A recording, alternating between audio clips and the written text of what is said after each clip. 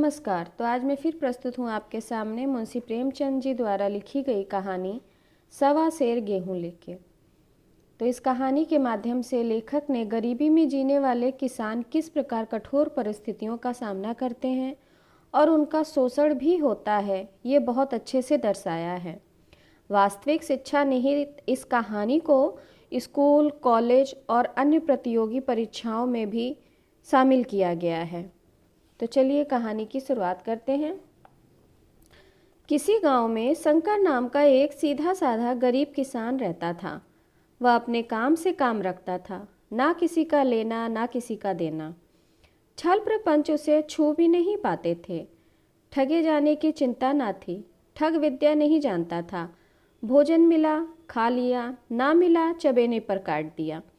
चबेना भी ना मिला तो पानी पी लिया और राम का नाम लेकर सो जाता। लेकिन जब कोई अतिथि द्वार पर आ जाता था तो उसे इस निवृत्ति मार्ग का त्याग करना पड़ता था। विशेषकर जब साधु महात्मा पदार्पण करते थे तो उसे अनिवार्यता सांसारिकता की शरण लेनी पड़ती थी। खुद भूखा सो सकता था, लेकिन साधु को कैसे भूखा सुलाता? भगवान के जो भक्त ठहरे। एक दिन शाम के समय एक साधु ने आकर उसके द्वार पर डेरा जमाया। तेजस्वी मूर्ति थी, पीतांबर गले में, जटा सिर पर, पीतल का कमंडल हाथ में, खड़ाऊ पैर में। संपूर्ण वेश उन महात्माओं का सा था जो अमीरों के प्रसादों में तपस्या, हवा गाड़ियों पर देवस्थानों की परिक्रमा और योग सिद्ध प्राप्त करने के लिए रुचिकर भोजन करते हैं। घर में जौ का आटा था, वह उन्हें कैसे खिलाता? बड़ी चिंता हुई। महात्मा जी को क्या खिलाऊं? अंत में निश्चय किया कि कहीं से गेहूं का आटा उधार लाऊं, लेकिन गांव भर में गेहूं का आटा ना मिला। गांव में सब मनुष्य ही मनुष्य थे, देवता एक भी न था। अतएव देवताओं का खाद्य पदार्थ कैसे मिलता? सौभाग्य से गांव के विप्र महाराज के यहाँ थोड़े से अनाज मिल गए। उसने सवा सेर गेहूं उधार लिया और पत्नी के पास पीसने के लिए दे दिया। महात्मा ने भोजन किया और लंबी तान कर सो गए। प्रातःकाल वे उठे और किसान को आशीर्वाद देकर चले गए। इस वाक्य को गुजरे 7 साल बीत गए। विप्र महाजन हुए शंकर किसान से मजूर हो गया। उसका छोटा भाई मंगल उससे अलग हो गया था। एक साथ रहकर दोनों किसान थे, अलग होकर मजदूर हो गए थे। शंकर ने चाहा कि द्वेष की आग भड़कने न पाए, लेकिन परिस्थिति ने उसे विवश कर दिया। जिस दिन अलग अलग चूल्हे जले वह फूट फूट कर रोया। आज से भाई भाई शत्रु हो जाएंगे। एक रोएगा तो दूसरा हंसेगा। एक के घर में मातम होगा तो दूसरे के घर में गुलगुले पकेंगे। प्रेम का बंधन, खून का बंधन, दूध का बंधन आज टूट जाता है। उसने भगीरथ परिश्रम से कुल मर्यादा का वृक्ष लगाया था। उसे अपने रक्त से सींचा था। उसका जड़ से उखड़ना देकर उसके हृदय के टुकड़े हो जाते थे। 7 दिनों तक उसने अन्न की सूरत तक नहीं देखी थी। दिन भर जेठ की धूप में काम करता और रात को मुंह लपेटकर सो जाता। इस भीषण वेदना और दुस्साहस कष्ट ने रक्त ही जला दिया था, मांस और मज्जा को धुला दिया था। बीमार पड़ा तो महीनों खाट से ना उठा। अब गुजर बसर कैसे हो? 5 बीघे के आधे खेत रह गए, एक बैल रह गया। खेती क्या खाक होती? अंत में यहाँ तक नौबत पहुँची कि खेती केवल मर्यादा रक्षा का साधन मात्र रह गई। जीविका का भार मजूरी पर आ गया। 7 वर्ष बीत गए। एक दिन जब शंकर मजूरी करके लौटा तो रास्ते में विप्र जी ने टोक कर कहा, शंकर, कल आकर अपने बीज बैंक का हिसाब कर लेना। तेरे यहाँ 4.5 मन गेहूँ कब से बाकी पड़े हुए हैं और तू देने का नाम ही नहीं लेता। क्या हजम करने का इरादा है क्या? यह सुनकर शंकर चकित सा रह गया। उसने कहा, विप्र जी, मैंने तुमसे कब गेहूं लिए थे जो 5.5 मन हो गए? शायद तुम भूल रहे हो, मेरे यहाँ किसी का छटाक भर ना अनाज है, ना 1 पैसा उधार। विप्र जी ने कहा, इसी नियत का तो यह फल भोग रहे हो कि खाने को नहीं जुड़ता। यह कहकर विप्र जी ने उस सवा सेर गेहूं का जिक्र किया जो उन्होंने आज से 7 वर्ष पहले शंकर को दिए थे। यह सुनकर शंकर अवाक रह गया। मन ही मन कहने लगा, हे ईश्वर, मैंने इन्हें कितनी बार खलिहानी दी, इन्होंने मेरा कौन सा काम किया। जब पोथी पत्रा देखने, साइन सगुन विचारने द्वार पर आते थे, कुछ न कुछ दक्षिणा ले ही जाते थे। इतना स्वार्थ! 1.25 सेर अनाज को अंडे की तरह सेज कर आज यह पिशाच खड़ा कर दिया है, जो मुझे निगल ही जाएगा। इतने दिनों में अगर एक बार भी कह देते तो मैं गेहूं तौल कर दे देता। क्या इसी नियत से चुप साधे बैठे थे? फिर प्रत्यक्ष में बोला, महाराज, नाम लेकर तो मैं उतना अनाज नहीं दिया, लेकिन कई बार खलिहानी में सेर 2-2 सेर दिया है। अब आप आज 5.5 मन मांगते हैं, कहाँ से दूंगा? विप्र जी ने कहा, लेखा जौ बख्शीश 100 तुमने जो कुछ दिया होगा उसका कोई हिसाब नहीं। चाहे एक चीज की जगह 4 पसेरी दे दो। तुम्हारे नाम बही में 4.5 मन लिखा हुआ है, जिससे चाहे हिसाब लगवा लो। दे दो तो तुम्हारा नाम छेक दो, नहीं तो और भी बढ़ता रहेगा। शंकर, महाराज क्यों एक गरीब को सताते हो? मेरे खाने का ठिकाना नहीं, इतना गेहूं कहाँ से लाऊंगा? विप्र, तुम कहीं से भी लाओ, मैं एक छटाक भर भी नहीं छोड़ूंगा। यहाँ नहीं दोगे, भगवान के घर तो दोगे। यह सुनकर शंकर कांप उठा। अगर वह पढ़ा लिखा होता तो कह देता, अच्छी बात है, ईश्वर के घर ही दे देंगे। वहाँ की तौल यहाँ से कुछ बड़ी तो ना होगी, कम से कम इसका कोई प्रमाण हमारे पास नहीं, फिर उसकी क्या चिंता। लेकिन शंकर इतना तार्किक व्यवहार चतुर नहीं था। एक तो ऋण, वह भी ब्राह्मण का, बही में नाम गया तो सीधे नरक में जाऊंगा। इस ख्याल से ही उसे रोमांच हो गया। बोला, महाराज, तुम्हारा जितना होगा वही दूंगा, ईश्वर के यहाँ क्यों दूं? इस जन्म में तो ठोकर खा ही रहा हूं, उस जन्म के लिए क्यों कांटे बोऊं? किंतु यह कोई न्याय नहीं है। तुमने तो राई का पहाड़ बना दिया। ब्राह्मण होकर तुम्हें ऐसे नहीं करना चाहिए था। उसी समय तगादा करके ले लिया होता तो आज मेरे सिर पर इतना बड़ा बोझ क्यों पड़ता। मैं तो दूंगा, परंतु तुम्हें भगवान के यहाँ जवाब देना पड़ेगा। विप्र, मुझे वहां का डर क्यों होने लगा? वहां का डर तो तुम्हें होगा। वहां तो सब अपने भाई बंधु हैं, ऋषि मुनि सब तो ब्राह्मण ही हैं, देवता ब्राह्मण हैं। जो कुछ बने बिगड़ेगी संभाल लेंगे। तो बोलो, कब देते हो? शंकर, मेरे पास तो रखा है नहीं, किसी से मांग कर लाऊंगा तभी तो दूंगा।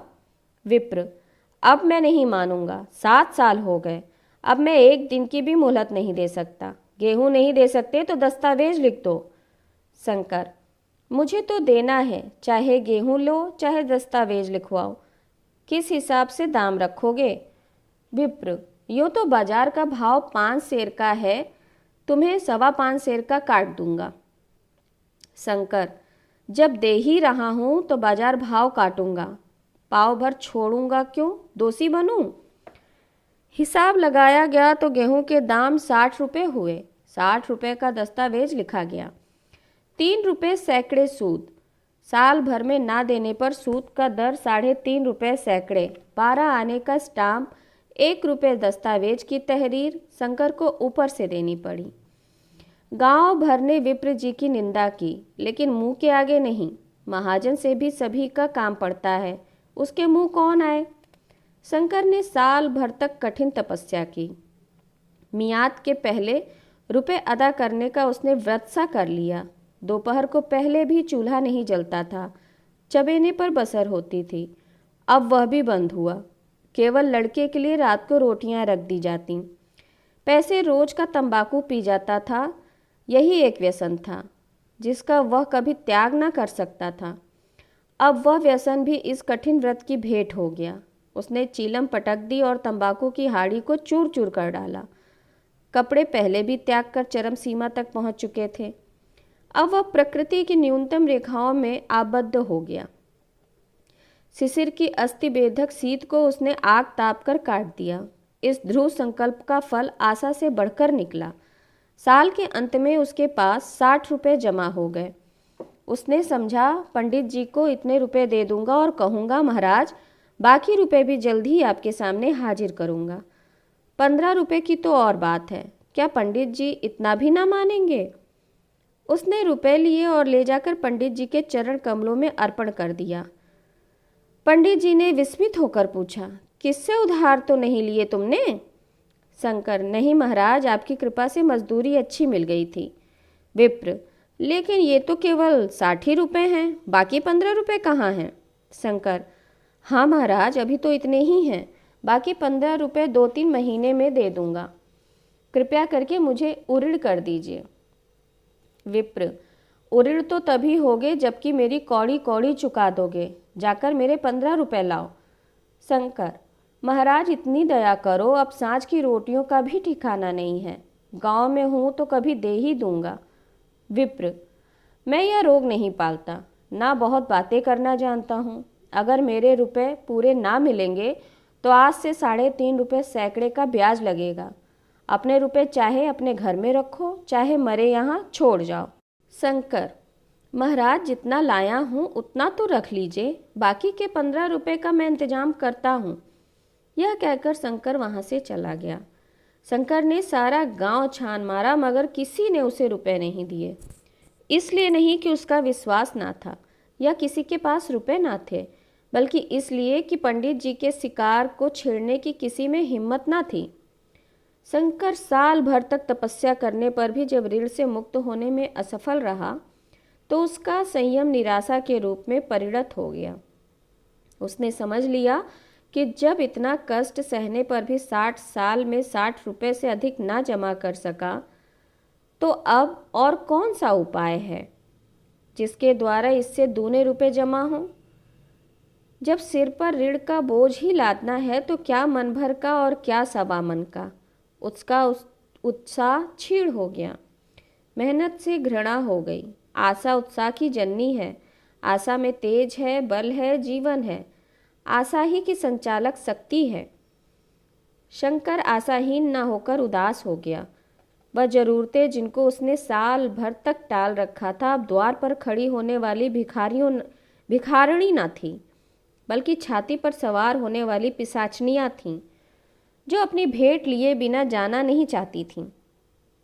कपड़ों में चकत्तियों के लगाने की भी एक सीमा होती है। अब शंकर को चिट्टा मिलता तो वह रुपए जमा ना करता। कभी कपड़े लाता, कभी खाने की कोई वस्तु। जहाँ पहले तंबाकू ही पिया करता था वहाँ गांजे और चरस का भी चस्का लगा। उसे अब रुपए अदा करने की कोई चिंता नहीं थी, मानो उसके ऊपर किसी का एक पैसा भी नहीं आता। वह काम करने अवश्य जाता था, लेकिन काम पर ना जाने का बहाना भी ढूंढता रहता था। इस तरह 3 वर्ष निकल गए। विप्र महाराज ने एक बार भी तकाजा नहीं किया। वह चतुर शिकारी की तरह अचूक निशाना लगाना चाहते थे। पहले से शिकार को चौकन्ना उनकी नीति के विरुद्ध था। एक दिन उन्होंने शंकर को बुलाकर हिसाब दिखाया। 60 रुपये जो जमा थे वह मिनाहा करने पर अब भी शंकर के जिम्मे 120 रुपये निकले। हिसाब देखकर शंकर बोला, महाराज इतने रुपए तो उसी जन्म में दूंगा, इस जन्म में तो दे नहीं सकता। विप्र, मैं तो इसी जन्म में लूंगा, मूल न सही सूद तो देना ही पड़ेगा। शंकर, ठीक है, मेरे पास एक बैल और एक झोपड़ी है, वह ले लीजिए। इसके अलावा मेरे पास कुछ नहीं है। विप्र, मुझे बैल बढ़िया लेकर क्या करना? मुझे देने को तुम्हारे पास बहुत कुछ है, लेकिन तुम देना नहीं चाहते। शंकर, महाराज और क्या है मेरे पास? विप्र, कुछ नहीं है तो तुम तो हो, आखिर तुम भी कहीं मजदूरी करने जाते ही हो। मुझे भी खेती के लिए एक मजदूर रखना ही पड़ता है। सूद में तुम मेरे यहाँ काम करो, जब सुविधा हो मूल भी दे देना। सच तो यह है कि अब तुम किसी दूसरी जगह काम करने नहीं जा सकते। जब तक मेरे रुपए नहीं चुका दो तुम्हारे पास कोई जायदाद नहीं है। इतनी बड़ी गठरी मैं किस एतवार पर छोड़ दूँ? कौन इसका जिम्मा लेगा कि मुझे महीने महीने सूद देते जाओगे? और कहीं कमा कर जब तुम मुझे सूद भी नहीं दे सकते तो मूल की कौन कहे? शंकर, महाराज सूद में तो काम करूँगा मगर खाऊंगा क्या? विप्र, तुम्हारी पत्नी है, बेटा है, क्या वे हाथ पैर काट के बैठेंगे? रहा मैं, तुम्हें आधा सेर जौ रोज कलेवा के लिए दे दिया करूँगा, और क्या चाहिए तुम्हें? यह सच है कि और लोग तुम्हें 6 आने रोज देते हैं, पर मुझे ऐसी गरज नहीं है। मैं तो तुम्हें अपने रुपए भराने के लिए रखता हूँ। शंकर कुछ देर तक तो विचार मग्न चिंता में डूबा रहा, फिर बोला, महाराज, यह तो जन्म भर की गुलामी हुई। विप्र, गुलामी समझो चाहे मजदूरी, मैं अपने रुपए वसूल किए बिना तुम्हें नहीं छोड़ सकता। तुम भागोगे तो तुम्हारा लड़का भरेगा, लेकिन हाँ, जब कोई नहीं रहेगा तब बात दूसरी है। इस निर्णय की कहीं अपील नहीं थी। मजदूर की जमानत कौन करेगा? कहीं शरण नहीं थी, भागकर कहाँ जाता। आखिर मजबूर होकर शंकर ने विप्र जी के यहाँ काम करना शुरू कर दिया। 1.25 सेर गेहूं की बदौलत उम्र भर के लिए गुलामी की बेड़ी पैरों में डालनी पड़ी। उस अभागे को अब अगर किसी विचार में संतोष था तो वह यह था कि यह मेरे पूर्व जन्म का संस्कार है। पत्नी को वे काम करने पड़ते थे जो उसने कभी ना किए थे। बेटा दाने को तरसता था, लेकिन अब शंकर चुपचाप देखने के सिवाय और कर भी क्या सकता था। वह गेहूं के दाने किसी देवता के साप की भांति याव जीवन उसके सिर से ना उतरे। शंकर ने विप्र जी के यहाँ 120 वर्ष तक गुलामी करने के बाद इस दुस्सार संसार से प्रस्थान किया। 120 रुपए अभी तक उसके सिर पर सवार थे। पंडित जी ने उस गरीब को भगवान के दरबार में कष्ट देना उचित ना समझा। इतने अन्यायी, इतने निर्दयी थे। उसके जवान बेटे की गर्दन पकड़ी। आज तक वह विप्र जी के यहाँ काम करता है। उसका उद्धार कब होगा, होगा भी या नहीं, भगवान ही जाने। तो ये कहानी यहीं समाप्त होती है। पाठक इस वृतांत को कपोल कल्पित न समझिए, यह एक सत्य घटना है। ऐसे शंकरों और ऐसे विप्रों से दुनिया खाली नहीं है। तो चलिए इस कहानी को यहीं समाप्त करते हैं। और आप लोगों से एक अनुरोध कि आप लोग कहानियाँ तो सुनते हैं लेकिन सब्सक्राइब नहीं करते हैं, तो प्लीज़ मेरे चैनल को लाइक करिए, शेयर करिए, सब्सक्राइब करिए।